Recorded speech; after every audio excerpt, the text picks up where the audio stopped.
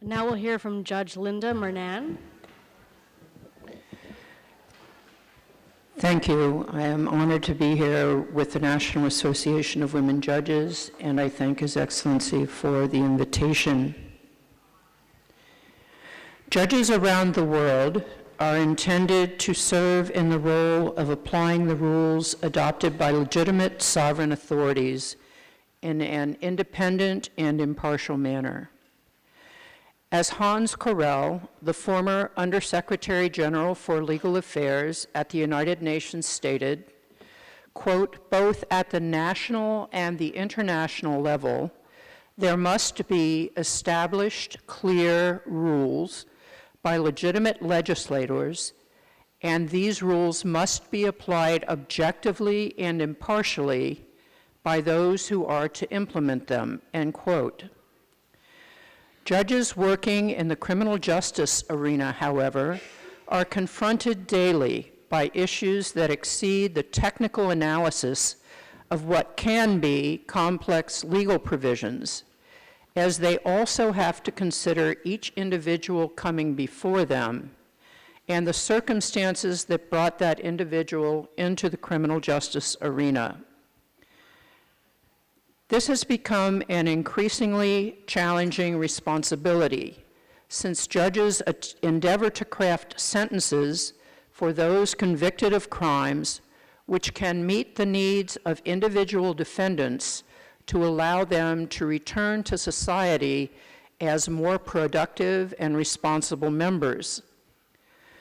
Some of the issues presented to judges today include the impact of homelessness and poverty, self-medication arising from physical, emotional, or sexual abuse, as well as the impact of long-term engagement in military service with resultant combat-related injuries, including military sexual trauma, post-traumatic stress disorder, and traumatic brain injury. Some are victims of human trafficking. Those individuals who come before judges are often facing charges of vagrancy, drug use, and drug sales, pandering, prostitution, and like criminal charges. Warehousing these individuals in prisons or confinement facilities without providing treatment for the root causes leading to their entry into the criminal justice system is ineffective, costly, and will most likely lead to the individual's return to the criminal justice system in short order. It becomes a revolving door, feeding into an endless cycle of homelessness, poverty, unemployment, criminal sanction, without real progress. According to the California, United States Department of Veterans Affairs, referred to as the VA, 40% of homeless female veterans report experiencing severe forms of mental illness, mostly due to higher rates of military sexual trauma. Military sexual trauma has been directly tied to homelessness, particularly among women veterans of military service in the United States. In fact, some reports indicate that as many as 1 in 4 women screened by the United States Department of Veterans Affairs reported experiencing military sexual trauma while serving in the U.S. military.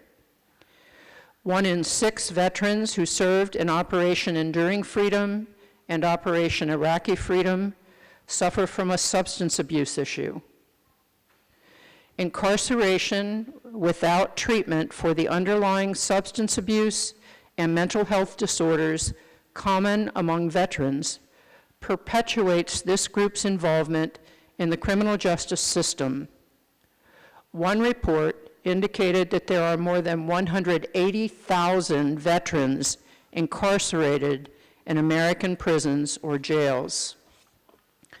Realizing the difference judges can make in breaking the endless cycle of poverty, homelessness, and incarceration, judges, social service providers, corrections experts and governmental officials have specifically taken steps in a collaborative process to interrupt the endless cycle using a unique process which relies upon the military background of this group, including their previous success with self-discipline and mission-related achievements. This collaborative problem-solving effort to address the human and societal needs through the court system is referred to as the Veterans Treatment Court System. The Veterans Treatment Court model requires regular court appearances as well as mandatory attendance at treatment sessions and frequent and random testing for drug and alcohol use. Veterans respond favorably to this structured environment given their past experiences in the armed forces. The Veterans Treatment Court process relies upon the type of structure and discipline the former military member adapted to during their military service. Critical to the success of veterans treatment courts is the role of mentors who are not judges and are often not law enforcement professionals. In fact, one of the strengths of the Veterans Treatment Court model is that it is individuals willing to invest one-to-one in the success of a particular veteran's participation in the court process. While it is not always the case, often veterans whose criminal involvement is dealt with using the Veterans Treatment Court model can avoid significant incarceration and in some instances may have their records expunged if the level of criminal activity permits that to be done under the statutes of that particular jurisdiction. The collaboration seen in the Veterans Treatment Court model includes medical and psychological intervention using community or veteran-entitled services, job placement counseling, housing, as well as individual attention to addressing other issues the veteran may be facing, such as obligations and responsibilities to their minor children, whether involving parenting classes or child support payment obligations. The Veterans Treatment Court model was started by Judge Robert Russell in Buffalo, New York in 2008. By 2016, more than 450 veterans treatment courts had been established throughout the United States.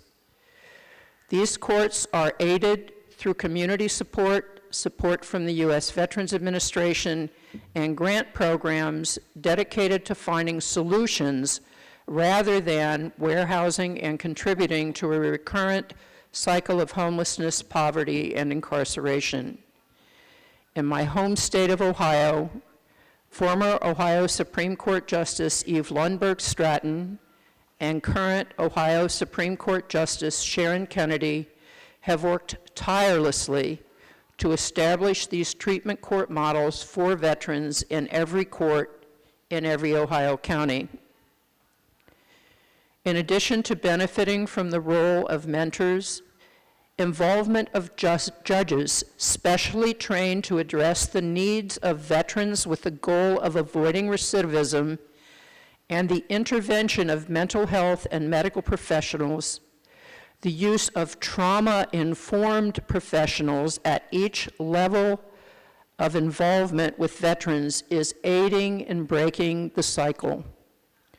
From law enforcement officers who may be the first to encounter the veterans suffering from post-traumatic stress disorder, to the medical professionals who may be called in for treatment at the time of initial contact, through the end process of the court, the community collaborates in providing toolkits and processes to diffuse dangerous confrontations and to promote better outcomes. In conclusion, caring for each citizen in a fair and impartial, neutral, unbiased way is a critical role for judges. When that can be coupled with a model designed to break the recurring cycle of homelessness, poverty, reoffense, and incarceration, judges are able to aid the overall quality of life for the citizens they serve. Through the use of trauma-informed intervention and the collaboration with the community, the courts, the medical and mental health systems, and the use of veterans treatment courts, significant and positive results are being achieved. Thank you very much for including me in today's presentations.